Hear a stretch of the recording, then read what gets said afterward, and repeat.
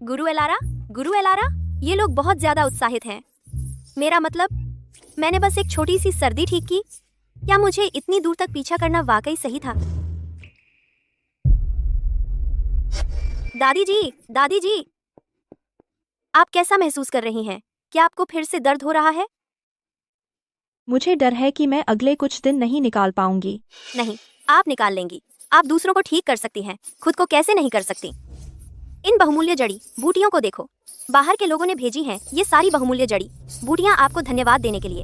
इसमें 1000 साल पुरानी जड़ी बूटी है और दुर्लभ औषधीय जड़ी बूटियां। ये आपको जरूर ठीक कर देंगी। मूर्ख बच्ची, डॉक्टर सबसे बुरे मरीज होते हैं। यह बूढ़ा शरीर, मैं अपनी सीमाएं जानती हूँ। मेरी बीमारी का इलाज करने में काफी पैसा लगेगा। यह चिट्ठी ले लो, पहाड़ से नीचे जाओ और इस आदमी को ढूंढो। वही एकमात्र है जो मुझे बचा सकता है। ठीक है, मैं अभी चली, लेकिन मेरे जाने के बाद आपकी देखभाल कौन करेगा? जाओ, अभी जाओ, नहीं तो बहुत देर हो जाएगी। मैं अब जा रही हूँ। मैं अगले कुछ दिन एकांतवास पर रहूंगी। जब तक तुम इस आदमी को नहीं ढूंढ लेती, मुझे परेशान मत करना। दादी जी, मेरा इंतजार करना। मैं वह जीवन रक्षक धन लेकर आऊंगी और आपके पास वापस लाऊंगी। बच्ची, मैंने तुम्हें वह सब सिखा दिया है जो मैं जानती थी। अब तुम्हारी बारी है देखने की असली दुनिया को। और सच कहूं, तुम एक बार में 8 कटोरी चावल खा जाती हो। यह बूढ़ी औरत अब तुम्हें पालने का खर्च नहीं उठा सकती। वैंस महल यही जगह है। निकल जाओ, तुम सब निकल जाओ। ये लोग क्या कर रहे हैं? आर्यन, तुम्हारी यह हालत तो परिवार में चली आ रही है। तुम लकवाग्रस्त हो। बस इसे स्वीकार कर लो। मैंने इतनी मेहनत की तुम दोनों के लिए इतने अच्छे देखभाल करने वाले ढूंढने में, और यही धन्यवाद मिलता है मुझे। हाँ, ठीक कह रहे हैं आर्यन। अगले हफ्ते तुम्हें स्टेला से शादी करनी है। अब भले ही स्टेला विदेश में है और वापस नहीं आ सकती, शादी फिर भी प्लान के मुताबिक ही होगी। निकल जाओ। अपनी हालत तो देखो। बेशक स्टेला वापस नहीं आ सकती, यह तो स्वाभाविक है। तुम्हें समझना चाहिए, जब शादी का दिन आएगा तुम्हें बस वहाँ मौजूद रहना है। उसके बाद तुम परिवार का हिस्सा बन जाओगे। ईशान और मैं तुम्हारी अच्छे से देखभाल करेंगे। तुम चिंता मत करो आर्यन। अब से कंपनी रूबी और मेरे द्वारा संभाली जाएगी। तुम बस ठीक होने पर ध्यान दो। ईशान, तुम ऐसा कैसे कह सकते हो? भले ही तुम एक साइड ब्रांच से हो, तुम फिर भी एक वैंस हो। तुम एक बाहरी के साथ मिलकर आर्यन को कैसे सताओगे? तुम जानते हो मैं इस परिवार का हिस्सा हूँ, लेकिन यहाँ आर्यन तो लगभग मौत के मुंह में है और मुझे अभी भी मुख्य पारिवारिक व्यवसाय के पास नहीं जाने दिया गया है। कौन कहता है कि आर्यन के लिए कोई उम्मीद नहीं है? दादाजी पहले ही खुद गुरु एलारा को ढूंढने निकल गए हैं। अगर गुरु एलारा एक्यूपंक्चर करने के लिए राजी हो जाते हैं तो आर्यन जरूर ठीक हो जाएंगे। तुम देख लेना, बस इंतजार करो। गुरु एलारा? दादाजी तो सालों से गायब हैं। गुरु एलारा क्या बकवास है। मुझे तो पूरा धोखेबाज लगता है। यह तो बस एक्यूपंक्चर है ना? मैं वह कर सकती हूँ। गुरु एलारा को बुलाने की कोई जरूरत नहीं। तुम क्या कर रहे हो? रूबी बस मदद करने की कोशिश कर रही है। नमक हराम मत बनो। आर्यन को हाथ मत लगाओ।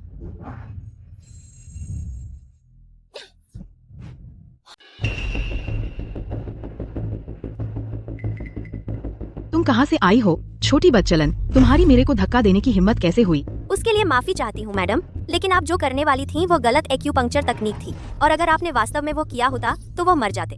तुम्हें क्या पता, मैंने पारंपरिक चिकित्सा पढ़ी है। तुम अपने आप को क्या समझती हो? यह भिखारी कहाँ से आ गई? सुरक्षा कहाँ है? इसे यहाँ से बाहर निकालो अभी। क्या वे सब मर गए हैं? मैं कोई गंदी भिखारी नहीं हूँ। मैं यहाँ किसी से मिलने आई हूँ। और एक और बात, वह गुरु एलारा जिसका तुमने जिक्र किया, मैं उन्हें जानती हूँ। सचमुच तुम गुरु एलारा को जानती हो? वह हमारे घर की कुतिया है। विवियन, क्या यही तुम्हारी तथाकथित जीवन रेखा है? तुमने सुना, उसने कहा गुरु एलारा उसके घर की कुतिया है। मुझे लगता है आर्यन का सफाया हो गया हमेशा के लिए। सच है, इतने सारे लोग आते थे मेरी दादी से मिलने की, उनका दिमाग खराब हो गया और उन्होंने रजिस्टर करवा दिया हमारे कुत्ते बस्टर के नाम से। किसे पता था कि इससे वह बन जाएंगी किसी तरह की गुरु।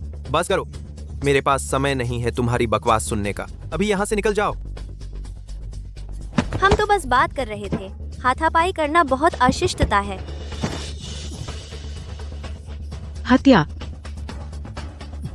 आर्यन, बिल्कुल तुमने तो सचमुच एक भिखारी को अपना निगरानी कुत्ता बना लिया है। ठीक है, मेरे पास कई तरीके हैं ये सुनिश्चित करने के कि तुम उस शादी में जाओगी। बस तुम इंतजार करो। चलो चलते हैं।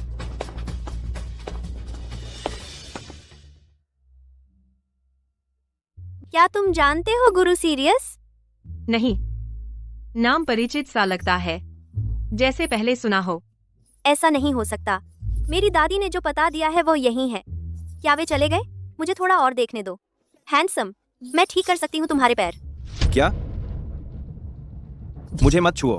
बस यहाँ मसाज करते रहो और डाल दो कुछ एक्यूपंक्चर सेशन। लगभग 1 हफ्ते में तुम चलने लगोगे। मेरे भाई को लकवा मार गया है गर्दन से नीचे तक। देश भर के डॉक्टरों ने कहा है कि यह लाइलाज है और तुम 1 हफ्ते में ठीक कर दोगी। हाँ, हालत जटिल लगती है, लेकिन यह तो बस अवरुद्ध नाड़ियाँ हैं। बस मेरे कहे अनुसार करो और 3 दिन में तुम अपने ऊपरी शरीर को हिला पाओगे और 1 हफ्ते में तुम चलने लगोगे। तुम्हें भी मेरा मजाक उड़ाने की हिम्मत है? बाहर जाओ। जैसी तुम्हारी मर्जी। कैसा गुस्सा है? आर्यन, तुमने अपना हाथ हिलाया। गुरु, अद्भुत महिला, कृपया रुकिए। कृपया रुकिए और मेरे भाई के पारिवारिक चिकित्सक बनिए। $20,000 महीना, साल में 15 महीने का वेतन, पूर्ण लाभ पैकेज और रहने और खाने सहित। हम तुम्हें खिलाएंगे तो मैं पेट भर के खा पाऊंगी? बिल्कुल तुम खा पाओगी। हमारा शेफ तुम्हारी मनचाही कोई भी चीज बना सकता है। महीने के $20,000? मुझे पता है इसका मतलब क्या है, लेकिन वो क्या चीज है जो तुमने बताई थी? साल में 15 महीने की सैलरी और एक पूरा लाभ पैकेज? ये सब आखिर मतलब क्या है? क्या वो तुम्हें असली सोना देते हैं या बस ढेर सारा कैश? इतना कि एक पहाड़ जितने मांटो खरीद सको? इसका मतलब है पागलों जितना पैसा, कई पहाड़ खरीदने लायक। इतने सारे मांटो? जब तक तुम आर्यन को ठीक कर दो, जो चाहो मांग लो, वेंस परिवार तुम्हें दे देगा। वाह, न सिर्फ मुझे पेट भर के खाना मिलेगा बल्कि इतना सारा पैसा भी। तो अगर मैं इस लकवाग्रस्त हंक को ठीक कर दूं तो मैं पैसा लेकर जा सकती हूं और दादी जी को बचा सकती हूं। डील? मैं तैयार हूं। नहीं, यह तो बस एक धोखेबाज है। आर्यन, मुझे कंपनी चलाने का ABC भी नहीं आता। उसके लिए मुझ पर भरोसा मत करना। यह लड़की मजबूत है, यह तुम्हारी रक्षा कर सकती है, इसे दवाई का ज्ञान है, तुम्हारा इलाज कर सकती है, यह इस काम के लिए परफेक्ट है। इसकी आंखों में क्या हुआ है? मुझे याद है, इस बीमारी से आंखों पर असर नहीं पड़ना चाहिए। आर्यन बस बहुत उत्साहित है, बहुत उत्साहित। अच्छा तो फिर मैंने पैसा ले लिया, काम करूंगी। यहाँ हवा चल रही है, आसपास बहुत लोग हैं। एक्यूपंक्चर के लिए कपड़े उतारने की अच्छी जगह नहीं है। चलो बेडरूम में चलते हैं। ठीक है, मैं जाकर मदद के लिए किसी को लाती हूँ। जरूरत नहीं। तुम क्या कर रही हो? वाह वाह, क्या बाजू की ताकत है, अद्भुत महिला। मुझे नीचे रखो, तुम पागल हो। अरे आर्यन का बेडरूम वहाँ है। तुम क्या कर रही हो? तुम क्या कर रही हो? मैं तुम्हें चेतावनी देता हूं, मैं वैंस समूह का CEO हूं।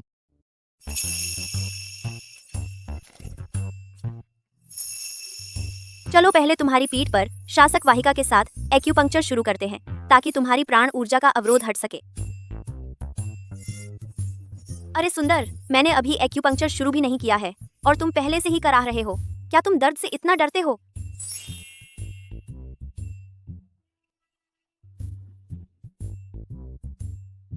माफ करना। क्या तुम मुझे मारने की कोशिश कर रही हो? मेरी गलती। यह मेरी पहली बार है किसी इंसान पर एक्यूपंक्चर करते हुए। सच कहूँ तो ज्यादा अनुभव नहीं है। पहली बार?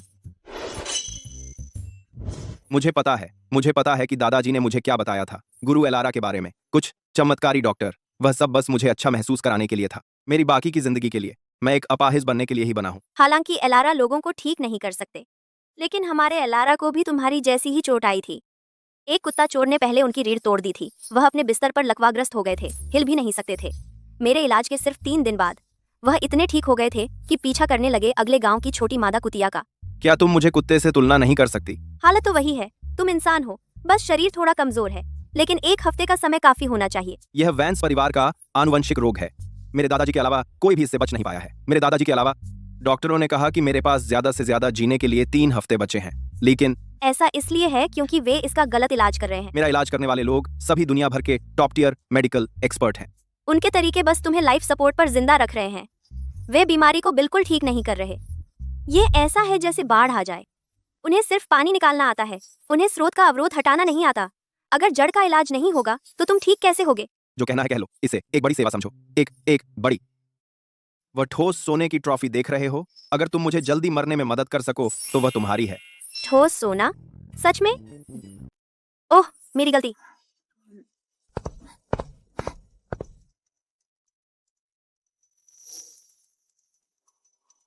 श्रीमान वैंस, चिंता मत करो। यह ठोस सोने की ट्रॉफी, यह मैं जरूर लूंगी।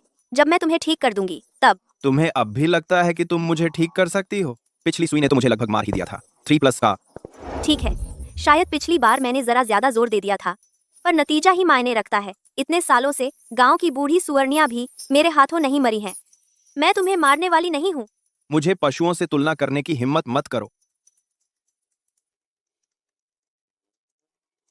सुई नंबर 7 और सुई नंबर 7.5। इलाज के पहले चरण में सुइयों को 24 घंटे तक लगा रहना होता है।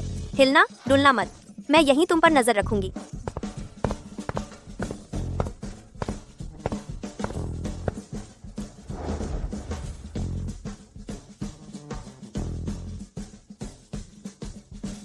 अदिति, आर्यन, रात का खाना तैयार है। खाना? समय हो गया। सुइयां निकालो।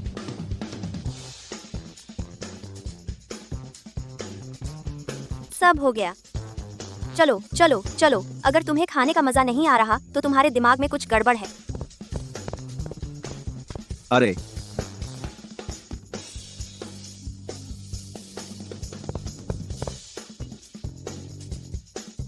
जरा धीरे खाओगे, ठीक है? अगर धीरे खाओगे तो सब खत्म हो जाएगा। अदिति, बैठो। हमारे शेफ के खाने का स्वाद लो। फिर मैं संकोच नहीं करूंगी।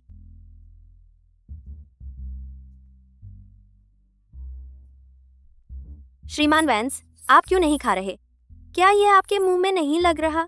इतनी सारी मछली और मांस की डिशें देखो, बहुत बढ़िया है। हमारे यहाँ नए साल पर भी इतना अच्छा नहीं बनता। अदिति, मेरे भाई को आमतौर पर खिलाना पड़ता है। अरे हाँ, बिल्कुल। ले जाओ ये, मैं नहीं खाऊंगा। क्यों नहीं? ये तो मुर्गी की टांग है। अदिति, मेरा भाई आमतौर पर ठोस या चिकनाई वाला खाना नहीं खाता। वह सिर्फ पोषक घोल और थोड़ा तरल आहार लेता है। ऐसा क्यों? क्योंकि तरल आहार से कम अपशिष्ट बचता है। इससे उसे बाथरूम जाने की जरूरत कम पड़ती है। बस इतनी सी बात? ठीक है, सुनो एक बात। अब से अगर तुम्हें जाना हो तो बस मुझे बताना, मैं ले चलूंगी। तुम लोग सच में मुझ पर विश्वास नहीं करते? मुझे पता है मैं क्या कर रही हूँ। मैं पड़ोस की आंटी वांग के पोते की मदद किया करती थी।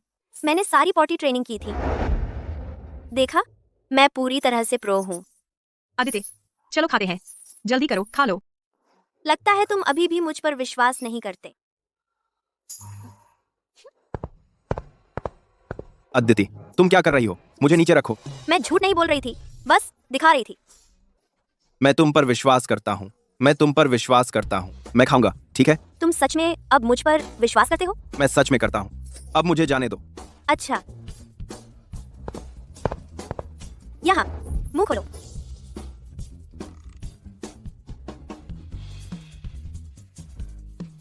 स्वाद अच्छा है ना? उसको पीना पोषक घोल असली खाने जैसा कुछ नहीं है। यहाँ एक और लो। इस बटेर के अंडे को आजमाओ।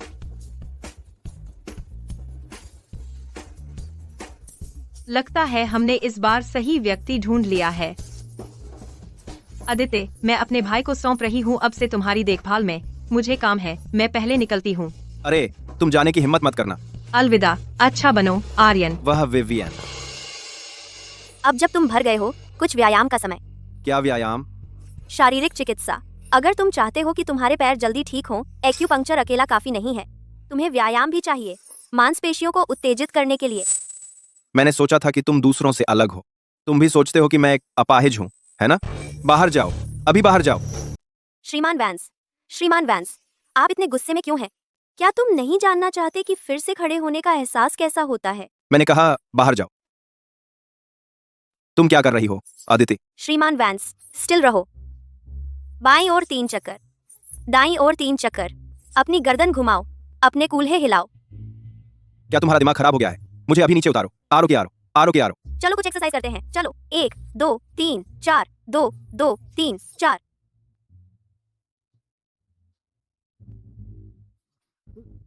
क्या मैं सच में फिर से खड़ा हो सकूंगा?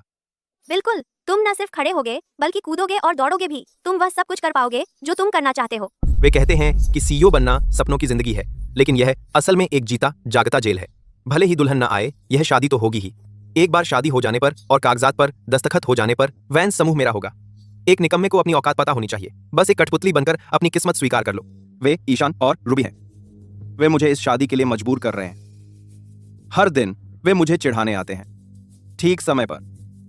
दिन का यह समय हृदय मेरिडियन प्रवाह के सबसे मजबूत होने का है, मन को शांत करने का सही वक्त। वे जानबूझकर अभी आते हैं, उम्मीद करते हैं कि इससे तुम जल्दी मर जाओगे। कितना घिनौना है। उन्होंने हमेशा मेरी मौत चाहिए है। दो दो। तुम कहां जा रही हो? जल्दबाजी मत करो। एक निकम्मे को अपनी औकात पता होनी चाहिए। बस एक कठपुतली बनकर अपनी किस्मत स्वीकार कर लो। हमारी यह योजना शानदार है। भले ही हम उसके कमरे के अंदर न जा सकें, हम ठीक बाहर खड़े होकर भी उसे तड़पा सकते हैं। बिल्कुल सही। भले ही आर्यन की शादी ना हो, हमारे इस तरह उसे सताने से वह गुस्से से आधा मर जाएगा। फिर वैंस समूह पूरा का पूरा हमारा हो जाएगा। हाँ, हे निकम्मा सीईओ। तुम अभी भी यहाँ क्या कर रही हो? तुम क्या चाहती हो, पागल औरत? सुनो, भले ही श्रीमान वैंस सिर्फ उस कुर्सी पर बैठे रहें, बिल्कुल कुछ न करते हुए, फिर भी ये घर उन्हीं की देखरेख में है। वह तुम जैसे इंसानी चमड़ी वाले परजीवियों से लाख गुना बेहतर हैं, जिनके दिल सड़े हुए हैं और जो गलत रास्ते पर चल रहे हैं, लाख गुना। तुम श्रीमान वैंस को जल्दी कब्र में पहुंचाना चाहते हो और उनकी दौलत हड़पना चाहते हो। अच्छा सुनो तो, जब तक मैं यहाँ एक दिन भी हूँ, वह यमराज के वीआईपी हैं, लिस्ट में सबसे ऊपर। उन्हें कोई कहीं नहीं ले जा सकता। अगर तुम दोनों अभी अपने मुंह नहीं बंद करते, तो मैं तुम्हारे पारिवारिक खेतों में जाकर करेले की पूरी फसल उगा दूंगी, ताकि तुम्हें इस जन्म में या अगले जन्म में कभी मिठास का स्वाद न मिले। छी, घिनौनी। तू झगड़ालू औरत, ये गंवार कहां से आ गई? बस गंदगी उगल रही है। तू आर्यन की इतनी जोर शोर से हिफाजत कर रही है, क्या सिर्फ पैसे के लिए? बिल्कुल। गटर से आए तुम जैसे सोने के लालची मैंने हजारों देखे हैं। तू देखती है कि वह लकवाग्रस्त है, सोचती है कि उसका कोई नहीं है, तो थोड़ी देर नर्स बनकर उसे फंसा लेती है। अमीर घर में शादी करने की कोशिश। हम्फ। नाटक बंद कर, शीशे में अपना चेहरा अच्छी तरह देख ले। अगले हफ्ते आर्यन की शादी मेरी बहन स्टेला से हो रही है। यह उच्च समाज का विवाह है। तू अपने आप को क्या समझती है? अरे बीबी जी, क्या तुम्हारे सिर में सीमेंट भरा है या क्या? मतलब? तुम तो दुल्हन की अपनी बहन हो और तुम दूल्हे के अपने प्यारे चचेरे भाई हो, फिर भी तुम यहाँ हो, एक दूसरे से चिपके हुए अपनी ही बहन को मजबूर कर रहे हो कि वह उसके लकवाग्रस्त चचेरे भाई से शादी करे, बस वैंस परिवार पर कब्जा करने के लिए। तुम शहरी लोग सचमुच गंदा खेल खेलते हो। मेरे गांव में तो चौकीदार कुत्ता बस्टर भी जानता है कि जिस थाली में खाते हो उसी में छेद मत करो, लेकिन तुम तो पूरा घोंसला ही जलाने पर तुले हो। मैं तेरा मुंह फाड़ दूंगी। आजा। बकवास बंद करो।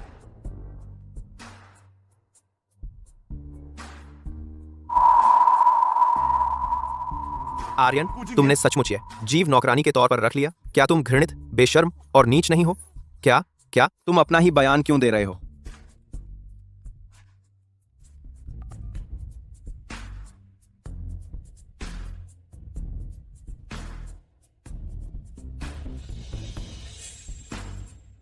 तीन दिन बाद की शादी, तुम्हें वहां होना ही होगा।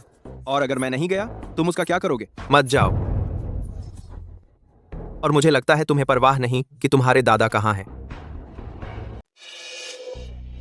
मेरे प्यारे आर्यन, जब से दादाजी उस तथाकथित गुरु एलारा को ढूंढने गए हैं, क्या यह बहुत लंबा समय बिना किसी खबर के नहीं रहा? जब से दादाजी शांतिपुर गांव पहुंचे, उन्होंने पूरी तरह से संपर्क तोड़ लिया है। क्या वाकई कुछ हो गया होगा? शांतिपुर गांव, उस जगह पर तो सिग्नल भी नहीं है। अगर तुम नहीं चाहते कि उन्हें कुछ हो जाए, अगर तुम उन्हें आखिरी बार देखना चाहते हो, मैं तुमसे कह रहा हूं, तुम्हें बस वही करना चाहिए जो तुमसे कहा जाता है। शांतिपुर गांव? तुम्हें दादाजी के बारे में कैसे पता? दादाजी कैसे हैं? अरे, इतने बेचैन क्यों हो? क्या अभी तक तुम सख्त नहीं बन रहे थे? चिंता मत करो, दादाजी शांतिपुर गांव में हैं, बहुत अच्छे से काम कर रहे हैं। जब तक तुम अच्छे से रहोगे वह ठीक रहेंगे। दादाजी शांतिपुर गांव में हैं, दादाजी शांतिपुर गांव में हैं, दादाजी शांतिपुर गांव में हैं, दादाजी शांतिपुर गांव में हैं, दादाजी शांतिपुर गांव में हैं, दादाजी शांतिपुर गांव में हैं, दादाजी शांतिपुर गांव में हैं, दादाजी शांतिपुर गांव में हैं, दादाजी शांतिपुर गांव में हैं, दादाजी शांतिपुर गांव में हैं, दादाजी शांतिपुर गांव में हैं, दादाजी शांतिपुर गांव में हैं, दादाजी शांतिपुर गांव में हैं, दादाजी शांतिपुर गांव में हैं, दादाजी शांतिपुर गांव में हैं, दादाजी शांतिपुर गांव में हैं, दादाजी शांतिपुर गांव में हैं, दादाजी शांतिपुर गांव में हैं, दादाजी शांतिपुर गांव में हैं, दादाजी शांतिपुर गांव में हैं। क्या यह सच में शांतिपुर गांव है? तुम अपना मुंह बंद करो, छोटे भिखारी। शांतिपुर गांव मेरा घर है। तुम सचमुच बहुत ज्यादा हो। पिछली बार जब मैंने गुरु एलारा का जिक्र किया था, तुमने कहा था कि वह तुम्हारे घर की कुत्ता है। अब तुम कह रहे हो कि शांतिपुर गांव तुम्हारा घर है। बिल्कुल सही। एलारा सचमुच मेरे घर की कुत्ती है और शांतिपुर गांव सचमुच मेरा घर है। तुम यह तो बस मेरा मजाक उड़ा रहा है। क्या तुम मेरी बुद्धि का अपमान कर रहे हो? नहीं, मैं बिल्कुल सच कह रही हूँ। तुम मेरी बात कभी क्यों नहीं मानते? बस हो गया। अगर मैं तुम्हें सबक नहीं सिखाऊंगा तो तुम समझोगे कि मैं कोई मामूली आदमी हूँ। लोगों, उसे पकड़ो। जान, जल्दबाजी मत करो, वह पागल औरत बहुत मजबूत है। पिछली बार मैं तैयार नहीं था। इस बार मैंने किराए पर लिए हैं 2 पेशेवर बॉडीगार्ड। 2 के खिलाफ। मुझे विश्वास नहीं कि वह दुनिया उलट पलट कर सकती है। उसे पकड़ो। बस करो। धतेरे की। अरे छोड़ो भी। अब बात बनी मेरे प्यारे भाई। अगर तुमने शुरू से ही यह रवैया दिखाया होता तो हम भाई इतने बुरे तरीके से अलग नहीं हुए होते। बिल्कुल सही आर्यन, अब से हम परिवार हैं। दादाजी वैंस मेरे अपने दादाजी हैं। मैं उनकी देवता की तरह पूजा करूंगी और उनकी देखभाल करूंगी। मैं उनकी सुरक्षा की गारंटी लेती हूँ। नहीं, बिल्कुल नहीं। अगले कुछ दिन श्रीमान वैंस के इलाज के लिए बहुत महत्वपूर्ण हैं। उनकी नाड़ियां अभी साफ हुई हैं, इसलिए फायदा उठाने का यह सही समय है। वह कहीं नहीं जा सकते और उचित एक्यूपंक्चर के लिए घर पर ही रहना चाहिए। आदित्य, चुप रहो। आदित्य, अपनी औकात याद रखो। तुम बस वह देखभाल करने वाली हो जिसे मैंने काम पर रखा है। नाम राम राथी। अपनी काम है, नाम राथी। वैंस परिवार के मामलों में तुम्हारी राय कब से जरूरी हो गई?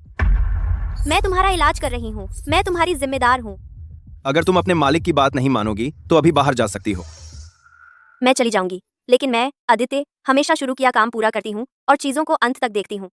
और यह तुम्हारे लिए नहीं है, यह मेरे पैसे के लिए है। एक बार तुम ठीक हो जाओ, मैं तुरंत यहाँ से निकल जाऊंगी। 1 सेकंड भी रुकी तो मैं पिल्ला बन जाऊं। मुझे इतना गुस्सा क्यों आ रहा है? अरे बस करो। मैं तुम्हारे छोटे से मालिक नौकर के प्यार के पल में दखल नहीं दूंगा। तो बात तय है। अब से 3 दिन बाद शादी में मेरे पास तुम्हारे लिए एक बड़ा तोहफा इंतजार कर रहा होगा। फिर मिलते हैं आर्यन। चलो चलते हैं।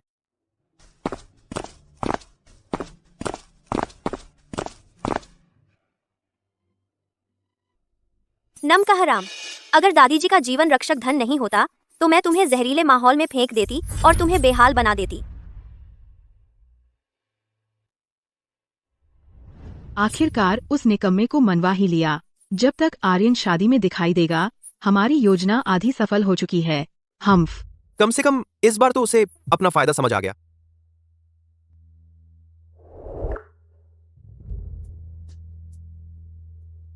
क्या हुआ प्रिय? रुको, किस बात का इंतजार? आर्यन अभी बाहर कैसे आ गया? जाहिर है अपनी व्हीलचेयर पर। आर्यन पूरी तरह लकवाग्रस्त है, सिर्फ उसका सिर हिल सकता है। आर्यन पूरी तरह लकवाग्रस्त है। जब हम पहले बाहर थे वह अभी भी अपने कमरे में था। बॉट, तुम्हारा मतलब?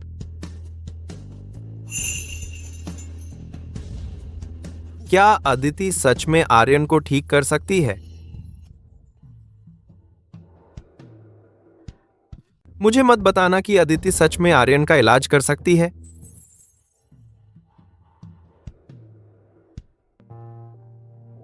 अदिति,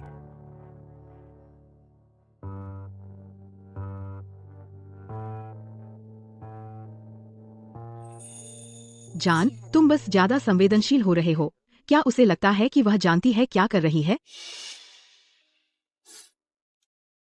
लेकिन मैंने अभी देखा उसका हाथ हिला। यह बस तंत्रिका ऐंठन है, बस इतना ही। हम्फ। बेजान मछली भी तो कुछ बार तड़पती है। यह काम क्यों नहीं कर रहा? ऐसा नहीं हो सकता। लेकिन अभी तो कुछ देर पहले। क्या तुम्हारा अभी तक मन नहीं भरा? देखा, वह बस एक पागल औरत है। कभी के ताकतवर श्रीमान वाइन्स अब तो बन गए हैं एक पागल औरत का खिलौना। हम मुझे खुद देखना होगा कि आर्यन सच में लकवाग्रस्त है। अब देख।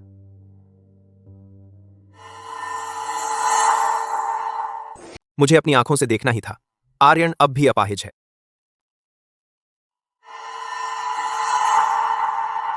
अरे अरे अरे, आर्यन, आज इतना अच्छा मूड क्यों है तुम्हारा?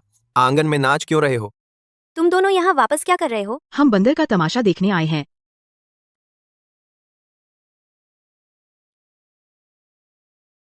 आर्यन, एक पल के लिए तो मुझे लगा था कि तुमने कोई चमत्कारी डॉक्टर ढूंढ लिया है। पता चला मैंने बेकार की चिंता की थी। दुनिया के टॉप एक्सपर्ट्स भी उसे ठीक नहीं कर पाए और तुम्हें भरोसा है किसी गांव की पागल लड़की पर? बस इसे देखो तो, एक असामान्य रूप से शक्तिशाली पागल और एक बेबस कठपुतली, स्वर्ग में बना जोड़ा। बोल लिए तो निकलो यहां से। अरे अरे आर्यन, हम तो बस यह सुनिश्चित करना चाहते थे कि तुम अब भी अपाहिज हो। अब हम चैन से सो सकते हैं। ओह, और एक बात, 3 दिन बाद की शादी मत भूलना। चलो चलते हैं।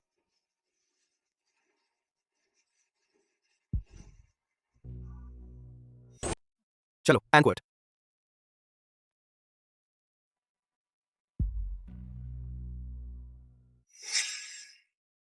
तुम सच में हिल सकते हो। वे तुम्हें इस तरह तंग कर रहे हैं, तुम उन्हें क्यों नहीं देते एक जोरदार थप्पड़?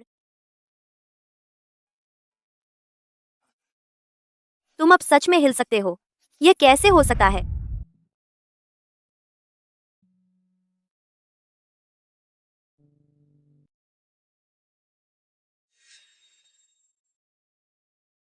वे दो घटिया लोग, वे काले दिल वाले कमीने हैं। उनके दिमाग सिर्फ मोटी अक्ल वाले नहीं हैं, बल्कि उनके दिल भी पत्थर के हैं। मैं बहुत ज्यादा नाराज हूँ। उन्होंने सच में फायदा उठाया जब मैं नहीं देख रही थी, और तुम्हारा हाथ चोटिल कर दिया। मैं उसे कैसे चूक गई? अगर मैंने वह देखा होता, मैं उन्हें एक पेड़ पर लटका देती और उन्हें 3 दिन और 3 रात सूखने के लिए छोड़ देती। यह बच्चा थोड़ा शोरगुल वाला है, लेकिन उसकी यह रक्षात्मक प्रवृत्ति बुरी नहीं है। मैंने अभी तुम पर चिल्लाया, अभी भी गुस्से में? यह बच्ची थोड़ी शोर मचाने वाली है, लेकिन उसकी यह तीखी सुरक्षात्मक वृत्ति इतनी बुरी भी नहीं है।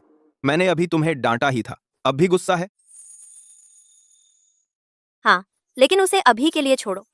श्रीमान वैंस, मुझे आपसे सच में बात करनी है। मैं पहले ही देख सकती थी कि आपकी नाड़ियां पहले से ही 70 से 80% खुल चुकी थीं। सही तो यह है कि आपके शरीर का ऊपरी हिस्सा अब आसानी से हिलना डुलना चाहिए।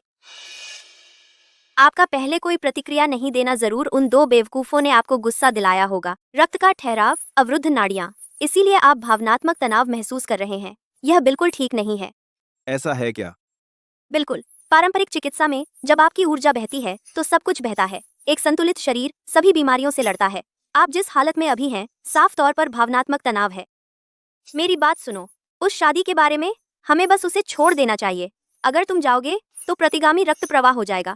भले ही तुम मुझे 3 और हफ्ते दो, मैं तुम्हारी मदद नहीं कर पाऊंगी। मैं बढ़ा चढ़ाकर नहीं कह रही। यह ऐसा है जैसे कोई नाला जो अभी खुला हो। अगर तुम उसमें कुछ पत्थर फेंक दोगे तो वह फिर से बंद हो जाएगा। लेकिन अगर मैं नहीं गया तो वह मुझे परेशान करते रहेंगे। सबसे बुरा होगा तो मैं दरवाजे पर कैक्टस के 2 पौधे लगा दूंगी। उन्हें कांटों से छलनी कर दूंगी। देखो, अगर मैं नहीं गया तो ये लोग मुझे चैन से नहीं छोड़ेंगे। सबसे बुरा हालात, मैं दरवाजे के आसपास कैक्टस लगा दूंगी। चुभने दो उन्हें, और अगर वो भी काम ना आया तो मैं बस्टर को उन पर छोड़ दूंगी। अरे हाँ, बस्टर यहाँ नहीं है। बात यह है, तुम वहाँ अपमानित होने के लिए नहीं जा रहे हो। तुम्हारी सेहत पहली प्राथमिकता है। उसके आगे थोड़ा सा आत्मसम्मान क्या चीज है? इस बारे में मेरा विश्वास करो, श्रीमान वैंस। जब तक मैं हूँ, कोई तुम पर उंगली नहीं उठा सकता। आदित्य, क्या? शुक्रिया। अरे बस करो, उसकी कोई जरूरत नहीं। श्रीमान वैंस, जो मैंने पहले कहा था, कृपया उसे दिल पर न लें। पारंपरिक चिकित्सा में एक कहावत है, जब प्रवाह साफ होता है तो दर्द नहीं होता। जहां दर्द होता है वहां प्रवाह अवरुद्ध होता है। यह सिर्फ आपकी नाड़ियों पर ही नहीं, बल्कि आपके मूड पर भी लागू होता है। इस वक्त आपकी नाड़ियां अभी साफ हुई हैं, आपकी ऊर्जा मजबूत है। सबसे बड़ा खतरा भावनात्मक रुकावट है। अगर आप उदास महसूस कर रहे हैं या तनाव में हैं, तो आपका शरीर कैसे ठीक होगा? तुम सही कह रही हो। है ना? तो तुम्हें अपने दिमाग और शरीर को आराम से रखना होगा। खुश रहो। जब तुम ठीक हो जाओगे मैं भी खुश हो जाऊंगी। तुम सही हो। सही? तो तुम्हें रिलैक्स रहना होगा और हर दिन खुश रहना होगा। अगर तुम ठीक हो गए तो मेरा भी भला हो जाएगा। जैसे ही मैं तुम्हें ठीक कर दूंगी मुझे बहुत बड़ा इनाम मिलेगा। अपने पैसों के लिए श्रीमान वैंस, मैं यहाँ आपसे विनती कर रही हूँ, कृपया न देना उन 2 कमीनों को तुम्हें परेशान करने देना। तुम्हारी सेहत सबसे पहले आती है। अदिति, हाँ? मेरा वादा है, जब मैं वैंस परिवार के मामलों से निपट लूंगा तो मैं वही करूंगा जो तुम कहोगी। इलाज में सहयोग करूंगा और तुम्हारे पैसे को बर्बाद नहीं होने दूंगा। सच में? कनिष्ठ का शपथ। श्रीमान वैंस, आर्यन, मुझे डराओ मत। तुम अभी तक तो ठीक थे। यह बुरा है, इसके लिए मुझे माफ कर देना। सीधे लेट जाओ, रिलैक्स करो, सांस लो। तुम मेरे साथ रहो, मैं तुम्हें मरने नहीं दूंगी।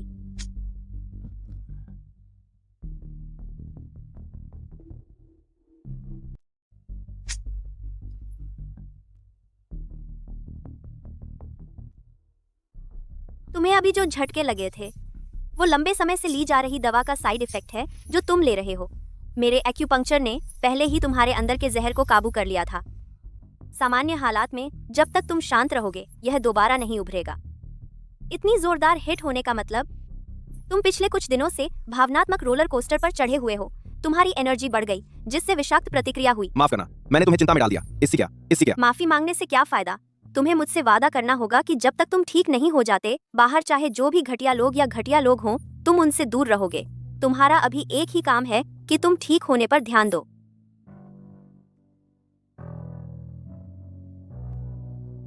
अरे कुछ बोलो ना। ठीक है, मैं समझ ही नहीं पा रही। उस शादी में ऐसा क्या खास है कि तुम जाना भी चाहते हो? दुल्हन है भी नहीं वहाँ। वो चाहते हैं तुम हवा से कस्में खाओ। वो साफ तौर पर तुम्हारा मजाक उड़ा रहे हैं। तुम आमतौर पर काफी समझदार इंसान लगते हो। तुम जैसे इंसान के लिए अब इतना जिद्दी क्यों बने हो? अपने आत्मसम्मान के लिए तुम जान जोखिम में डालोगे? तुम हमेशा एक बहुत समझदार इंसान लगती हो, समझे? अभी तुम इतनी जिद्दी क्यों बनी हुई हो? बस अपने आत्मसम्मान के लिए तुम अपनी जान जोखिम में डालोगी। यह आत्मसम्मान की बात नहीं है। फिर किसकी बात है? रूबी की बहन स्टेला से मेरी शादी। स्टेला अन अन अन एक तयशुदा शादी थी। हमारे बीच कोई असली जुड़ाव नहीं था। हम शायद ही कभी मिले थे। लेकिन मेरे भड़कने के चक्र के दौरान हर कोई मुझसे किसी बीमारी की तरह दूर भागता था, या जब मैं नीचे था तो मुझे और भी धक्का देता था। केवल वही रोज हॉस्पिटल में मुझसे मिलने आती थी।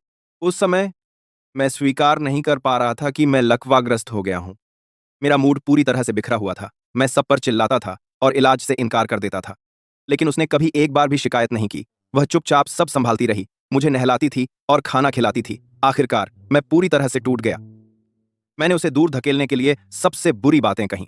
मैं उसे दोष नहीं देता, उसका जाना सही था। कोई नहीं चाहता कि वह फंसा रहे किसी ऐसे व्यक्ति के साथ जो अपना आपा खो सकता है अपनी बाकी की जिंदगी भर। लेकिन तुम सिर्फ अपनी जिंदगी का इस्तेमाल अपनी जिंदगी एक एहसान चुकाने के लिए नहीं कर सकती। यह कर्ज चुकाने की बात नहीं है। मुझे बस ऐसा लगता है कि अगर मैं भी खत्म हो जाऊं एक मजाक की तरह, तो यह मेरा तरीका है अलविदा कहने का इन सब चीजों से। यह तुम्हारा एहसान चुकाने के बारे में नहीं है। बस अगर मैं सिर्फ मजाक बनकर ही सही वहां जाता हूं तो यही मेरा तरीका होगा इस सब को खत्म करने का, इस पर विराम लगाने का।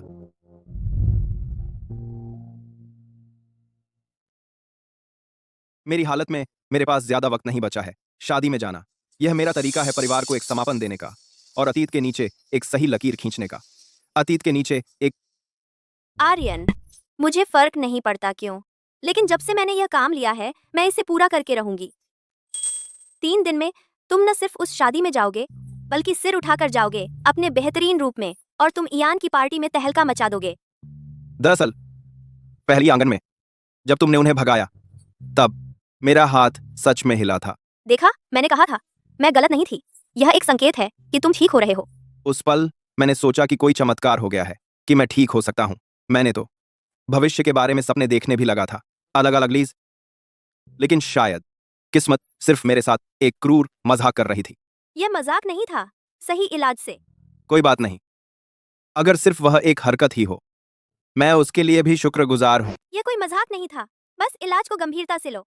ठीक है, भले ही वह सिर्फ एक ही हरकत थी। मैं बहुत संतुष्ट हूँ आर्यन। बी, तुम तो पहले से ही एक चलता फिरता मुर्दा हो, फिर क्यों नीचे खींच रहे हो उस जैसी मासूम लड़की को? वह हकदार है अपने सामने पूरी दुनिया का, यहाँ फंसकर नहीं रहना चाहिए मेरे जैसे अपाहिज के साथ। कहा ही, लेकिन इस रियन ने कहा तो ग्रुप करते हैं। आदित्य, शुक्रिया। आदित्य आदित्य आदित्य आदित्य। अरे बस करो, अगर तुम सच में मुझे धन्यवाद देना चाहते हो तो जल्दी ठीक हो जाओ और मेरा पैसा वापस चुकाओ। श्रीमान वैंस। आर्यन, अरे सोने का नाटक मत करो। आर्यन, आर्यन, तुम झाग क्यों नहीं रहे? तुम्हें 3 दिन हो गए हैं। क्या तुम सुअर हो या कुछ और? इतना सो रहे हो? सुअर भी इतना नहीं सोते। क्या मैंने सुइयां गड़बड़ कर दी? ऐसा नहीं हो सकता। मेरे हुनर से मैं यह सोते भी कर सकती हूँ। या फिर क्या सच में कोई वैंस परिवार के कब्रिस्तान में गया और करेले बो आया? मेरी मेडिकल स्किल्स के साथ मैं यह आंख बंद करके कर सकती हूँ। मेरी मेडिकल स्किल्स के साथ। या शायद कोई वाकई वैंस परिवार के कब्रिस्तान में गया होगा और करेले बो दिए होंगे। शायद मुझे खुद ही कुछ बो देना चाहिए। जहर से ही जहर का इलाज करूं, या फिर कुछ भुत जोलोक या मिर्च बो दूं और उसे जिंदा करने के लिए जला दूं। आर्यन, अगर तुम जल्दी नहीं उठे तो मैं तुम्हें यहीं दफना दूंगी खाद के तौर पर। 1 पैसे के पेड़ में बदल जाना और मेरा पैसा वापस करना। आर्यन, अदिति आखिर कर क्या रही है? क्या हमें पुलिस बुलानी चाहिए? ऐसा लग रहा है कि वह पूरी जगह तहस नहस कर देगी। वह बस अपना गुस्सा निकाल रही है। गुस्सा निकाल रही है? किस बात का? इस बात का कि मैं अभी तक मरा नहीं हूँ, और इस बात का भी कि उसे पैसे नहीं मिले हैं। विभा, उसके कुछ दिन बहुत मुश्किल से गुजरे हैं। हाँ, पिछले 3 दिनों से अदिति तुम्हारे पास से हिली तक नहीं है। हर आधे घंटे में वह तुम्हारी नब्जा चेक करती है। वह चिंता से परेशान हो रही थी। आर्यन, इस बार तुम्हें उसे ठीक से धन्यवाद देना होगा। दूंगा। आर्यन, तुम इस बार उसका ठीक से शुक्रिया अदा करना। जरूर करूंगा।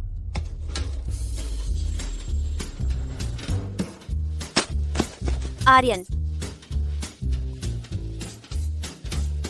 तुम जाग गए हो। तुम सच में जाग गए हो।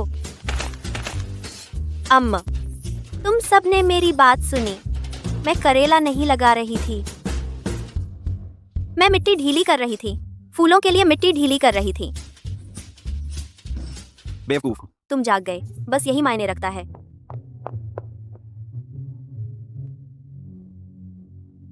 उसकी नब्ज स्थिर है। सब कुछ ठीक लग रहा है। यह तो बहुत अच्छी बात है। किसने कहा कि वे मुझे दफनाने वाले हैं और खाद के तौर पर इस्तेमाल करेंगे? अच्छा, वो एक अलंकार था, एक अतिशयोक्तिपूर्ण, तुम्हें प्रेरित करने के लिए, तुम्हारी जिंदगी के लिए, लड़ने के लिए।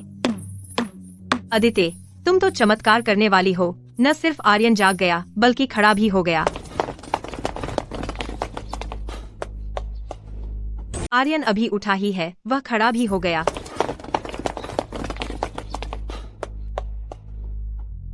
अरे, सब लोग यहाँ हैं। दरवाजा कसकर बंद है। मुझे लगा था कि आर्यन का देहांत हो जाएगा। आर्यन, सच में आज तुम्हारी शादी का दिन है। शहर के सभी बड़े लोग यहाँ हैं, लेकिन तुम अभी भी यहाँ छुपे हो, कायर की तरह बर्ताव कर रहे हो। आर्यन, क्या यह उचित है? अपनी जबान संभालो। तुम्हारी जबान गंदी है। तुम यहाँ के स्वागत योग्य नहीं हो। बाहर निकलो। अरे अरे अरे, तुम दोनों। आज हम खास तौर पर आए हैं आर्यन के लिए उसका शादी का सूट लाने। उपका क्या मतलब? 3 दिन पूरे हो गए हैं। आर्यन, क्या तुम भूल गए हो? चूंकि आर्यन शादी में नहीं जाएगा, इसे यहाँ करना बिल्कुल वैसा ही है।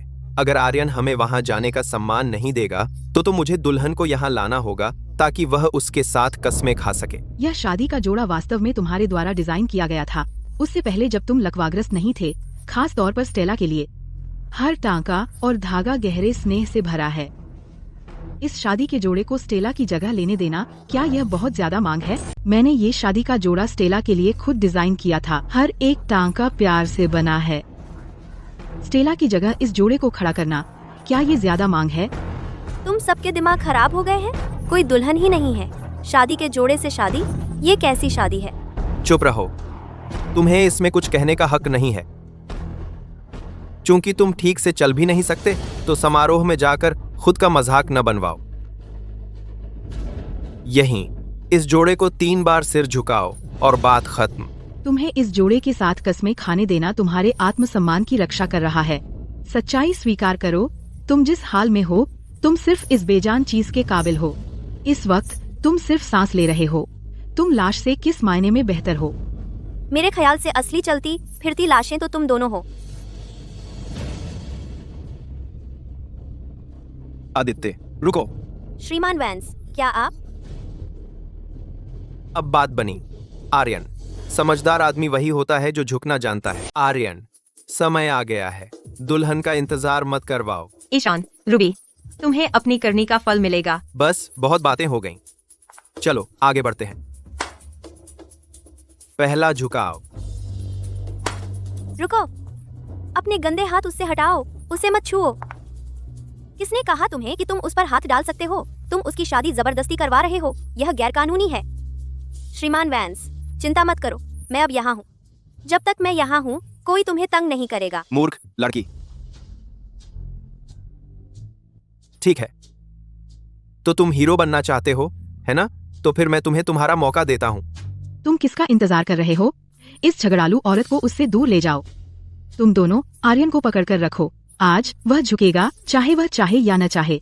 देखते हैं कौन हिम्मत करता है उस पर हाथ उठाने की। रुको, क्या मन बदल लिया? अगर तुमने पहले सहयोग किया होता तो सबके लिए आसान होता। क्या तुम्हें यकीन है कि तुम इसे करना चाहते हो? एक बार झुकने के बाद क्या तुम परिणाम संभाल पाओगे? अगर तुमने शुरू से ही ऐसा सहयोग दिया होता तो सबके लिए चीजें इतनी आसान होती। तुम्हें यकीन है इस बात का? तुम सच में यह समारोह पूरा करना चाहते हो? एक बार तुमने वो शपथ ले ली तो क्या तुम उसके बाद आने वाली चीजें संभाल पाओगे? नतीजे? आर्यन, क्या उस बीमारी ने तुम्हारा दिमाग खराब कर दिया है? मत भूलो, तुम अब एक अपाहिज हो, एक अपाहिज जो मरने वाला है। तुम किस तरह के नतीजों की बात कर रहे हो? आर्यन, इससे लड़ना बंद करो। बस अच्छे से शपथ ले लो, इस छोटे से नाटक में अपनी भूमिका निभाओ और सब खुशी खुशी चले जाएंगे। तुम सही कह रहे हो। मैं एक अपाहिज हूँ, एक चलता फिरता मुर्दा। श्रीमान वैंस, तुम कैसी बकवास बोल रहे हो? तुम तो साफ तौर पर, क्या तुम्हारी आंखों में दिख रही वो चमक सब नाटक है? चूंकि नतीजा तो पहले से ही तय है, मैं इसे स्वीकार करता हूँ। मैं शपथ लेने का काम पूरा कर सकता हूँ। मैं यह शादी कर सकता हूँ। आर्यन, तुम यह मान नहीं सकते। विभा, मत करो। मैं अपने शरीर को जानता हूँ। मेरे पास ज्यादा वक्त नहीं है, लेकिन मरने से पहले मैं कम से कम सच जानना चाहता हूँ। तो आर्यन, तुम अपने मामले निपटाना चाहते हो? चूंकि तुम इतने सहयोगी बन रहे हो, तुम क्या जानना चाहते हो? पूछो। 6 महीने पहले वह जिसने कंपनी की पूंजी श्रृंखला तोड़ दी, वह विदेशी प्रोजेक्ट, क्या तुम्हें पता है उसकी वजह क्या थी? कौन सा? वही प्रोजेक्ट। मैंने उसकी खुद निगरानी की थी। उसमें गड़बड़ी नहीं हो सकती थी जब तक कि किसी ने उसमें छेड़छाड़ न की हो। वी। तुम हमेशा की तरह चालाक हो आर्यन। वो प्रोजेक्ट मैं खुद की जिम्मेदारी संभाल रहा, उसे फेल होने का कोई चांस नहीं था जब तक किसी ने उसमें सेंध न लगाई हो। आरे से बदला के मैं से बदला में एक, मैं से बदला में मारे से धर्मारे, किसी बदला में मारे से बदला के धर्मारे से, आरे से बदला में के धर्मारे से मारे से धर्मारे। तुम आज भी उतने ही तेज हो आर्यन। बिल्कुल सही, वो प्रोजेक्ट वाकई परफेक्ट था। बस आखिरी फंड ट्रांसफर जिसने किया, फंड ट्रांसफर वो मैं था। मैंने बस उस प्रोजेक्ट का स्टार्टअप कैपिटल कहीं और पहुंचा दिया, सीधे पहुंचा दिया रूबी और मेरे ओवरसीज अकाउंट में। वो तो किसी खजाने जैसा था। हम कई जन्मों तक राजाओं जैसा जीवन जी सकते थे, कई जन्मों तक। वी। तो बाद का फाइनेंशियल शॉर्टफॉल भी तुम्हारे हिसाब में हेरफेर से हुआ। उस पर मुख्य वित्तीय अधिकारी को फंसाया। क्या सोचते हो हमें एक बलि का बकरा चाहिए था? वो बूढ़ा खूसट तुम्हारा वफादार था। एक पत्थर से 2 शिकार करने का परफेक्ट मौका। नुकसान भी पूरा किया और तुम्हारे पंख भी कतर दिए। क्या सोचते हो? कोई अचरज नहीं। तुम परजीवी। विवियन, मेरी बीमारी शुरू होने से पहले वो टेस्ट रिपोर्ट मुझे स्टेला ने दी थी। उसने कहा यह आनुवंशिक रोग है। मुझे खुद को तैयार रखने को कहा। और इस बारे में क्या तुम दोनों को भी पहले से पता था? आर्यन, तुम स्टेला के बारे में बिल्कुल गलत हो। तुम्हारी वो रिपोर्ट वाकई असली है, बस उस रिपोर्ट के नंबर थोड़े बदल दिए गए थे। इयान ने तुम्हारी वह रिपोर्ट, वह असल में सच्ची है। लेकिन बात यह है, उस रिपोर्ट के आंकड़े वे ईशान ने गड़बड़ कर दिए थे। तुम्हें बस शुरुआती लक्षण थे, दवा से इसे काबू में रखा जा सकता था। लेकिन जब तुमने वह अंतिम रिपोर्ट देखी, तुम पूरी तरह से टूट गए। तुम रात भर सो नहीं पाए। तुमने सचमुच अपने ही शरीर को घिस डाला। बढ़िया चाल। आर्यन, अब तुम समझ गए है ना? मुझे दोष मत दो क्रूर होने के लिए, खुद को दोष दो पद पर कब्जा जमाने के लिए और कुछ न करने के लिए। हालांकि तुम पहले से ही एक अपाहिज हो, तुम फिर भी चिपके हो सीईओ के पद से। खैर, अब अपने आप को देखो, तुम मरने वाले हो। वैंस के पास जो कुछ भी है वह जल्द ही मेरा हो जाएगा। क्या तुम्हें यकीन है? जान, उस पर अपनी सांस बर्बाद मत करो। चलो काम की बात करते हैं।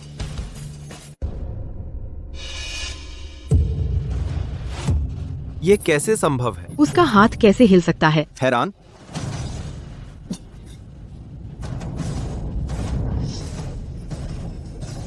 श्रीमान वैंस, तुम लकवाग्रस्त नहीं हो, तुम नाटक कर रहे थे।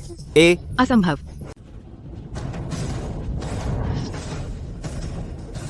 श्रीमान वैंस, तुम लकवाग्रस्त नहीं हो, तुम नाटक कर रहे हो। नामुमकिन, लेकिन उस रिपोर्ट में साफ दिखाया था। रिपोर्ट असली थी, मेरी बीमारी भी असली थी। बस इतना हुआ कि मुझे एक बहुत अच्छा डॉक्टर मिल गया। बिल्कुल सही, वो मैं हूँ, चमत्कारी डॉक्टर। अच्छा आर्यन, तुम्हारी मेरे साथ ये हिम्मत, बिल्कुल वैसा ही। वो मुझे दो। क्या हमें लूटने की कोशिश? ईशान, रूबी, तुमने कंपनी के फंड गबन किए, संपत्ति का दुरुपयोग किया, हिसाब किताब में हेराफेरी की और हमला किया। ये आरोप तुम्हें उम्र कैद दिलाने के लिए काफी हैं। मुझे यकीन नहीं होता, मैं वैंस परिवार का दूसरा बेटा हूँ। मुझ पर हाथ उठाने की किसकी हिम्मत? बिल्कुल इसलिए क्योंकि तुम वैंस हो। मुझे अपने पूर्वजों के सामने जवाब देना होगा। अब घर साफ करने का वक्त आ गया है। अब घर साफ करने का वक्त आ गया है। मेरे रास्ते से हटो।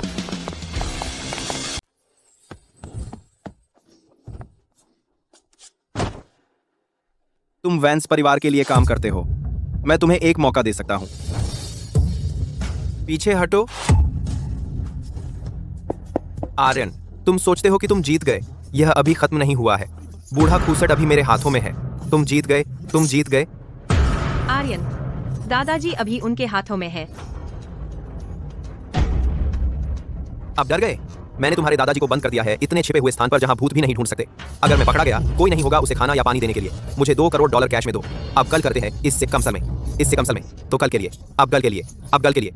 नहीं तो तुम बस उस बूढ़े को दफनाने का इंतजार कर सकते हो। तुम जानवर से भी बदतर हो, वह तुम्हारे दादा भी हैं। चुप रहो। अपना, यह जंगल का नियम है। बिल्कुल, तुम्हें भी अरेंज करना होगा। हमें देश से बाहर ले जाने के लिए एक हेलीकॉप्टर, नहीं तो तुम कभी नहीं देखोगे उस बूढ़ा बेकार को फिर से। इस नाटक को बंद करो। मैं पहले से जानता हूँ दादाजी कहाँ हैं। इस समय उन्हें घर पर होना चाहिए। कभी मुझे पता है दादाजी कहाँ हैं। मुझे काफी देर से पता है। मेरे हिसाब से उन्हें अभी किसी भी पल घर आ जाना चाहिए। आर्यन, तुम्हें लकवाग्रस्त होना चाहिए था ना? तुम यह सब कैसे कर पाए? मैं बीमार हूँ, ब्रेन डेड नहीं। ईशान, तुम हार गए क्योंकि तुम बहुत घमंडी हो। मेरा तो सत्यानाश हो गया, सब खत्म पूरी तरह। इन्हें पुलिस के हवाले करो। आर्यन, मुझे पता है मैंने गड़बड़ कर दी। ईशान ने मुझे ऐसा करने के लिए मजबूर किया। मैं थॉर्न परिवार से हूँ, मैं जेल नहीं जा सकती। इसे ले जाओ।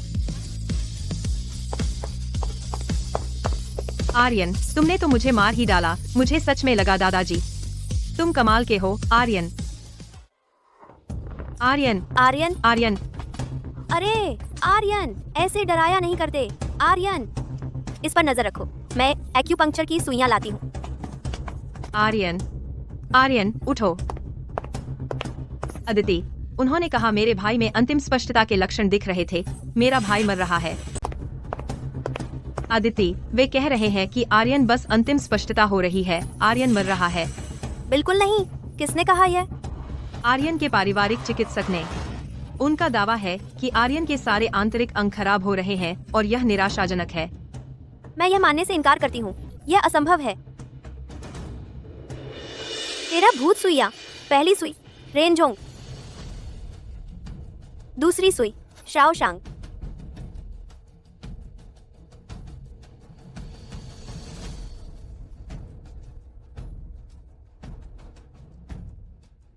आर्यन, तुझे जागना होगा। आर्यन, तू झूठा है। क्या तूने मुझसे वादा नहीं किया था कि तू ठीक से इलाज करवाएगा? कृपया बस जाग जाओ। अगर तुम जाग गए, मैं तुमसे एक पैसा नहीं लूंगी। कृपया।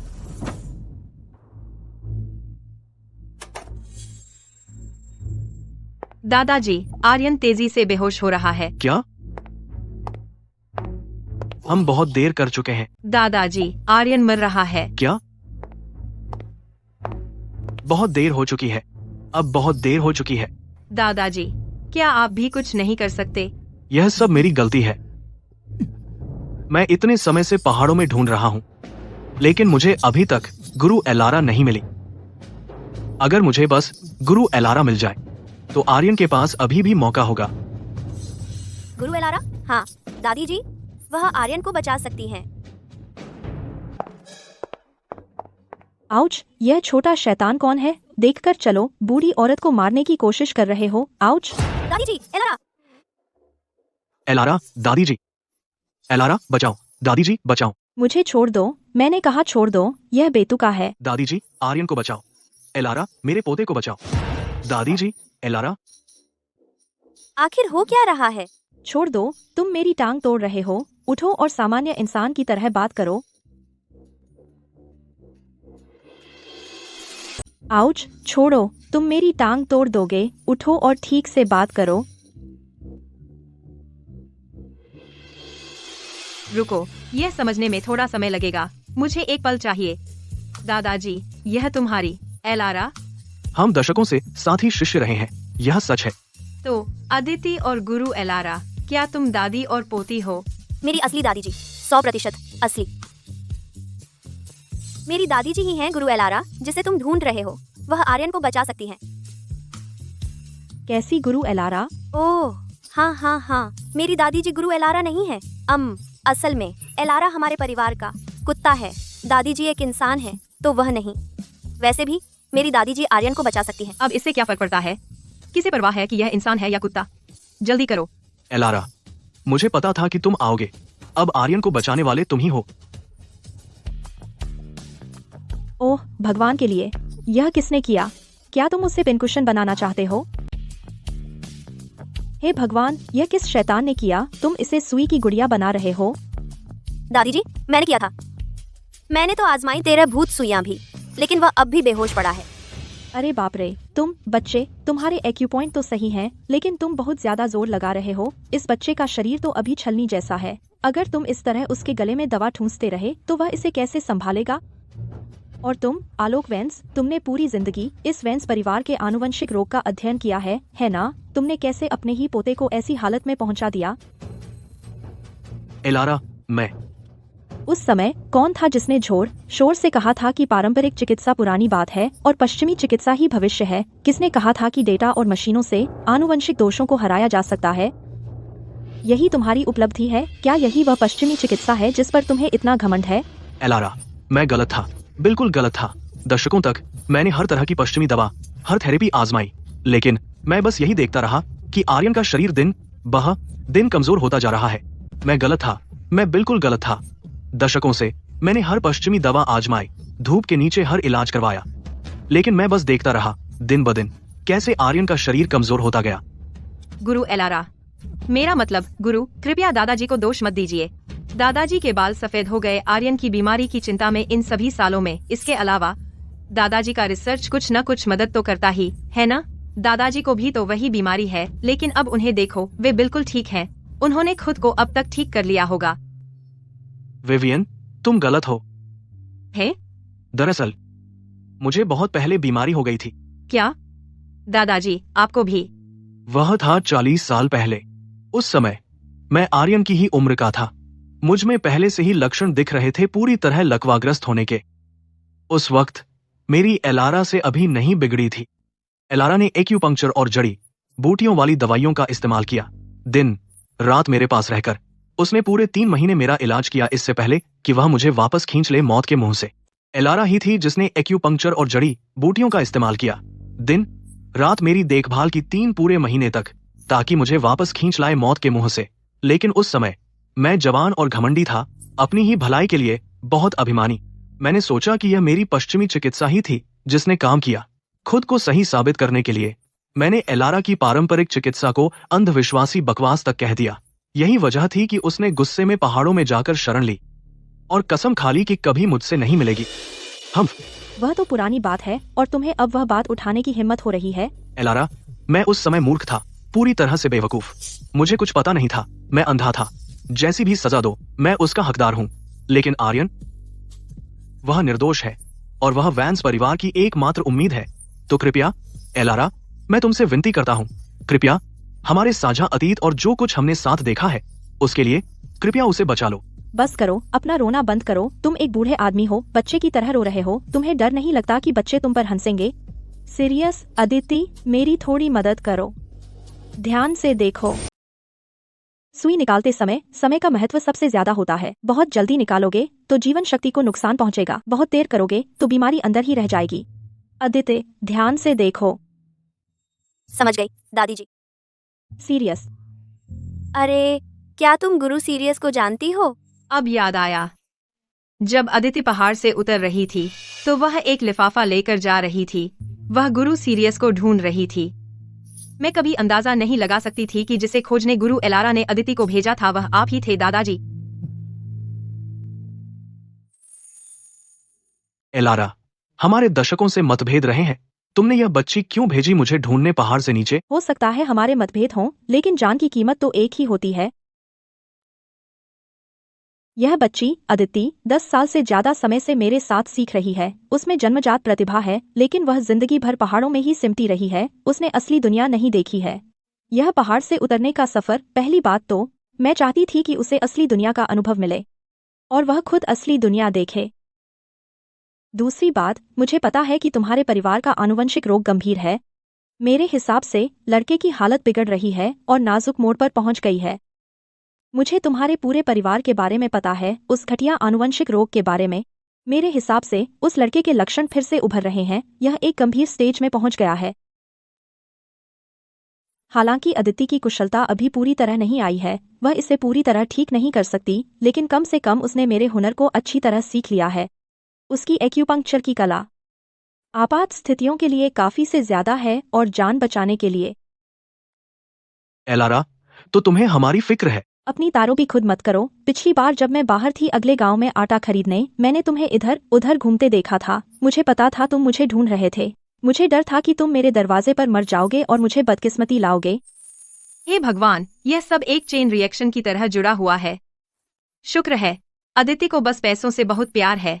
उस समय $20,000 के लिए वह आर्यन की डॉक्टर बनकर रुक गई थी। अगर अदिति उस समय चली गई होती तो आर्यन शायद सच कहूँ, मुझे भी यह उम्मीद नहीं थी। बस यही तो किस्मत है। शायद आर्यन सच में, तुम जानते हो। सच कहूँ, मुझे इसकी उम्मीद नहीं थी।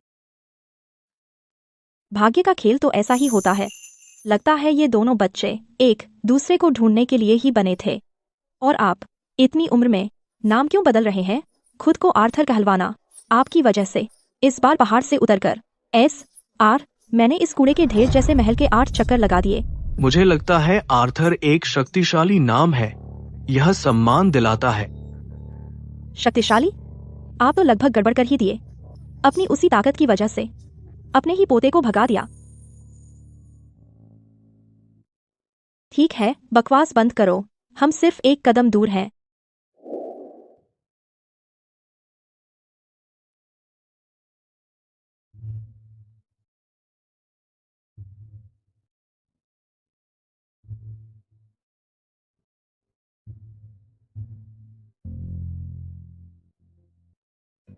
अब उसे पकड़ो।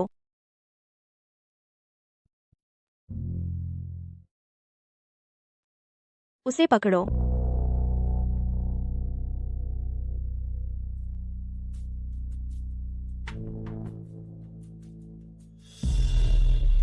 आर्यन, आर्यन, दादी जी, आपने कहा था आप उसे बचा सकती हैं। वह खून क्यों उगल रहा है? क्या आपने उसे सुई से मार दिया?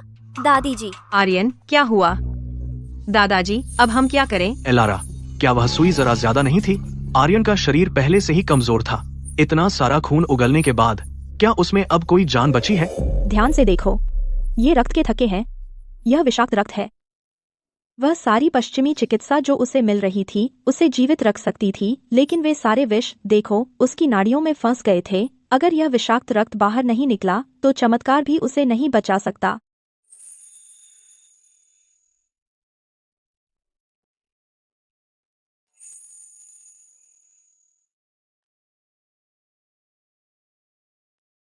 क्या रोने का मामला है? तुम बहुत बुरे लग रहे हो। तुम ही कहो, तुम्हें पता है मैं कितनी डरी हुई थी अभी? जाकर उसकी नब्ज देखो। देखते हैं कि इस बूढ़ी औरत का हुनर जंग खा गया है या नहीं। दादी जी, उसकी नब्ज मजबूत और स्थिर है।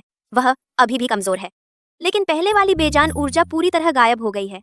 उसकी सारी नाड़ियां साफ हैं। मुझे देखने दो।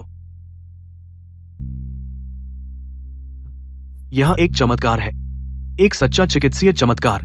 एलारा, क्या यह वही पौराणिक पुनरुत्थान की 9 सुइयां है? अविश्वसनीय, बिल्कुल अविश्वसनीय।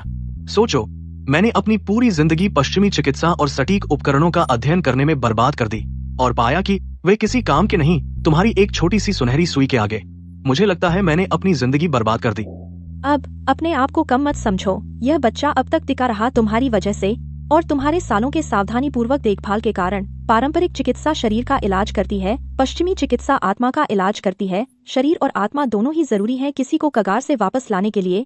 इस बार यह हम दोनों थे जिन्होंने मिलकर इस बच्चे को नरक के द्वार से वापस खींच लिया। इस बार खैर, आलोक और हमने मिलकर इस बच्चे को खींच लिया मौत के मुंह से। आदित्य, मैं तुम्हारा एहसानमंद हूँ। दरअसल ये सब दादी जी की वजह से है। दादी जी, तुमने कहा था कि आर्यन को बचाने के लिए तुमने खुद को पूरी तरह खाली कर दिया, तो अपनी बीमारी का क्या? क्या तुमने नहीं कहा था कि तुम्हारे पास बस कुछ ही दिन बचे हैं? आज मौसम काफी अच्छा है ना? तुम खुद अपनी आखिरी सांसें गिन रही हो, फिर भी तुमने अपनी जान जोखिम में डाली आर्यन को बचाने के लिए। दादी जी, आपकी दयालुता। माइसेल, मैं आर्यन कभी नहीं भूलूंगा। विदो आर्यन। यह कुछ नहीं है, जरूरत नहीं। मेरा यह बूढ़ा शरीर अभी भी टिका हुआ है। टिका हुआ का क्या मतलब? अंतिम चेतना भी एक भ्रम हो सकती है। नहीं, मुझे तुम्हारी नब्ज देखनी है, यह देखने के लिए कि क्या अभी भी उम्मीद है। नहीं, अरे नादान बच्चे, कौन सी नब्ज देख रही है? मैं ठीक हूँ, सच में, मैं ठीक हूँ। एलारा, बस अदिति को कोशिश करने दो, खुद पर जोर मत डालो। मैं ठीक हूँ, सच में, मैं ठीक हूँ। एलारा, बस अदिति को ही करने दो, खुद पर जोर मत डालो। नब्ज। वह मजबूत और जोशीली है, स्थिर और शांत, न गहरी है न ही उथली। इसका मतलब क्या है? इसका मतलब तुम बैल जितने ताकतवर हो, हमारे गांव के बस्टर से भी ज्यादा सेहतमंद। मैंने यह तुम्हारे लिए किया। तुम बच्चे, इतनी दवाई की कला और ताकत है, लेकिन तुम दिन भर गांव में ही रहते हो, खेती करते हो और सुअर पालते हो। दुनिया इतनी बड़ी है। अगर मैंने तुम्हें धकेलने के लिए बीमार होने का नाटक नहीं किया होता, तो तुम अपनी पूरी जिंदगी सड़ते गलते उस पहाड़ी खो में बिता देते। लेकिन फिर भी तुम्हें मुझसे झूठ नहीं बोलना चाहिए था। तुमने मुझे बीमारों जैसी चिंता में डाल दिया। मैंने आंसू बहा के अपनी आंखें सुखा ली। तुमने मुझसे झूठ बोला। दादी जी, मैं तुमसे बात नहीं कर रही। आदित्य, क्या? मैं अभी बहुत गुस्से में हूँ, मेरे साथ छेड़छाड़ मत करो। दरअसल मैं भी दादी का शुक्रिया अदा करना चाहता हूँ कि उन्होंने तुमसे झूठ बोला। मैं भी दादी का शुक्रिया अदा करना चाहता हूँ कि उन्होंने मुझसे झूठ बोला। मैं भी दादी का शुक्रिया अदा करना चाहता हूँ। अगर दादी जी ने तुम्हें पहाड़ से नीचे धोखे से नहीं उतारा होता, अगर तुमने उन्हें बचाने के लिए वैंस परिवार के साथ नहीं रुके होते, तो मैं तुमसे कभी नहीं मिल पाता। मैं आपका भी शुक्रिया अदा करना चाहता हूं दादी जी। आपने न सिर्फ मेरी जान बचाई, बल्कि इतनी शानदार अदिति को भी मेरे पास ले आए। मैं तुमसे कभी मिला ही नहीं होता। तुम्हें भी धन्यवाद दादी जी। तुमने सिर्फ मेरी जान ही नहीं बचाई, तुमने मेरी जिंदगी में अदिति जैसी कमाल की लड़की भी ला दी। तुम क्या बक रही हो? मैं तो बस पैसों के लिए यहाँ हूँ। चलो सब लोग फल खाओ, आर्यन की नई जिंदगी के जश्न में और दादी जी की अच्छी सेहत के जश्न में। हाँ, दोहरा जश्न। आज रात हम सब ड्रिंक करेंगे। अरे नाराज होने का नाटक बंद करो, बाद में मैं तुम्हारा पसंदीदा ब्रास्ट पोर्ट बनाती हूँ, कैसा रहेगा? ज्यादा चिकना बनाना। बस श्रीमान वैंस, अब स्थिर रहो। हाँ, बिल्कुल ऐसे ही, अपनी एड़ी जमीन पर टिकाए रखो। आर्यन, अपनी जांघ की मांसपेशियों को महसूस करो, सिर्फ अदिति पर निर्भर मत रहो। ठीक है।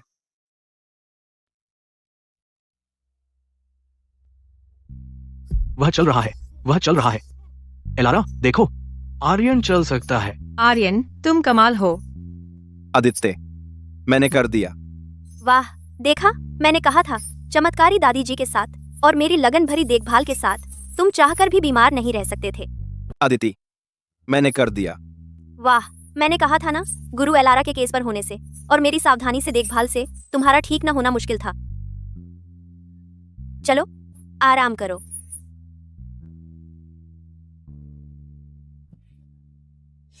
अब जब तुम पूरी तरह ठीक हो गए हो, श्रीमान वैंस, और इधर उधर कूद सकते हो, तो क्या हुआ हमने जिस सैलरी के बारे में बात की थी? सेटल? बिल सेटल करना? हाँ, बिल्कुल, हमारा डील था। मैं तुम्हें ठीक करूं और तुम मुझे बड़ी रकम दोगे। बच्चे ने ठीक कहा, हम इतने दिन से बाहर हैं, घर के सुअरों को खाना नहीं मिला। एलारा, यहाँ गड़बड़ मत करो। किसने कहा सेटल हो गया? मेडिकली एक अवलोकन अवधि होती है। बड़ी बीमारी के बाद कम से कम 3 महीने की करीबी अवलोकन अवधि और पुनर्वास मार्गदर्शन की जरूरत होती है। अगर मेरे पुनर्वास के दौरान मैं फिर गिर गया या बीमारी वापस आ गई, जिम्मेदार कौन होगा? वो भी सही बात है, तो मैं कुछ और दिन रुक जाती हूँ। हाँ, हाँ, तुम्हें रुकना ही होगा। यह मरीज की भलाई के लिए है। तो अवलोकन अवधि के दौरान सैलरी का क्या? डबल। डील। आर्यन, चूंकि तुम अभी शादी करने का प्लान नहीं कर रहे, तो इस शादी के जोड़े का क्या? मेरा मतलब, तुमने पूरा 1 साल लगा दिया इसे खुद डिजाइन करने में और टॉप कारीगरों से कस्टम बनवाया। यह दुनिया में एक ही है, बस यहाँ पड़ा रहता है। क्या यह थोड़ा खराब नहीं लगता? कैसा रहेगा अगर मैं इसे अभी फेंक आऊं? अरे फेंको मत। यह शादी का जोड़ा इंतजार कर रहा है अपनी असली मालकीन का। यह शादी का जोड़ा किसी ऐसे इंसान के लिए डिजाइन किया गया था जो मेरा दिल धड़का सके, कोई ऐसा जो मेरे सबसे बुरे वक्त में भी मेरे सामने खड़ा रहे। उसी के लिए मैंने इसे डिजाइन किया था। एक्स। क्या तुमने उसे ढूंढ लिया?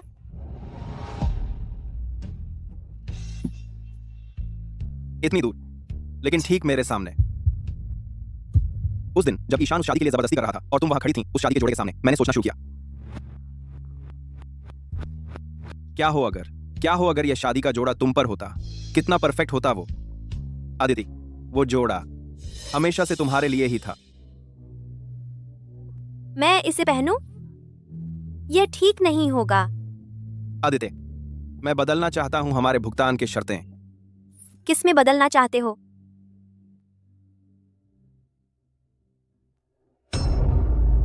मैं चाहता हूं कि तुम बन जाओ वैंस परिवार की असली बहू, मेरी पत्नी, आर्यन वैंस की पत्नी। यह वादा जिंदगी भर का है। आर्यन वैंस की पत्नी, यह वादा, शर्त, वो सब कुछ जो मेरे पास है, मेरी जान भी। मेरी पत्नी बन जाओ हमारी पूरी जिंदगी के लिए। मेरा प्रस्ताव, मेरे पास जो कुछ भी है वह सब है। क्या तुम बनोगी? आदित्य, हाँ कह दो। बेटा, यह मौका मत गंवाओ, अभी या कभी नहीं। आर्यन एक बहुत अच्छा पक्का है। आदित्य, अच्छा, घर की मालकिन बनना बहुत थकाऊ है। घर संभालना, सामाजिक कार्यक्रमों का इंतजाम, उसके ऊपर मुझे तुम्हारी भी देखभाल करनी है। फिर तुम्हें मुझे और पैसे देने होंगे। और मैं तुम्हें इस घर के वित्त की पूरी जिम्मेदारी दूंगा। तुम तय करोगी कि तुम्हें कितना अतिरिक्त चाहिए। यह तुम पर निर्भर है, यह तुम पर निर्भर है। डील। बहुत बढ़िया। चूंकि अंगूठी पहले से ही तुम्हारी उंगली पर है, फिर एक और दिन का इंतजार क्यों? शादी का जोड़ा तैयार है, दुल्हन और दूल्हा तैयार हैं, बड़े बुजुर्ग यही मौजूद हैं। कैसा रहेगा हम अभी आगे बढ़कर शादी कर लें? बढ़िया सुझाव। ठीक है, यह बूढ़ी औरत अपनी आशीर्वाद देती है। क्या मुझे सच में यह पहनना है? जाकर पहनकर देखो, मैं देखना चाहता हूँ। आर्यन जान, अपने कपड़ों को देखो, तुमने उनमें छेद कर दिए हैं। दादी जी, मैं थोड़ा घबराया हुआ हूँ। घबराओ मत, घबराने की क्या बात है। अरे पुराने दिनों में तुम्हारी शादी में तुमने अपनी पैंट उल्टी पहन ली थी और तुम्हारी हिम्मत कैसे हुई उस बात को उठाने की? एलारा, मुझे थोड़ा राहत दो। मैं भी शादी का करता धरता था। तुम करता धरता, तो फिर मैं क्या हूँ? रास्ता दो, रास्ता दो, ट्रेन पर मत चलो।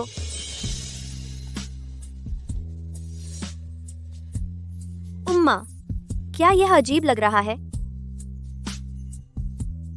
बिल्कुल नहीं, तुम हो मैंने अब तक की सबसे सुंदर दुल्हन। कितनी सुंदर। काश तुम्हारे पास एक गुलदस्ता होता।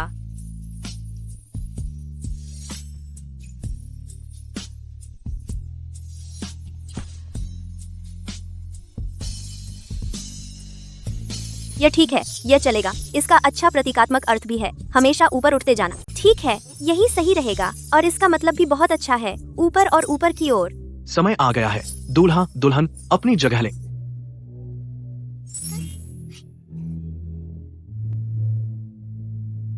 पहले आकाश और पृथ्वी को प्रणाम करें।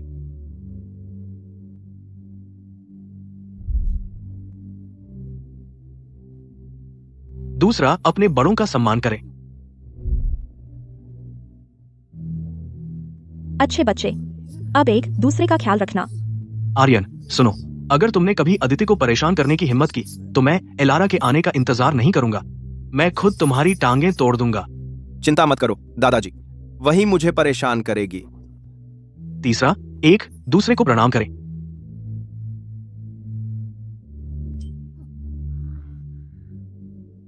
समारोह पूरा हो गया है, हनीमून सूट की ओर। संभल कर।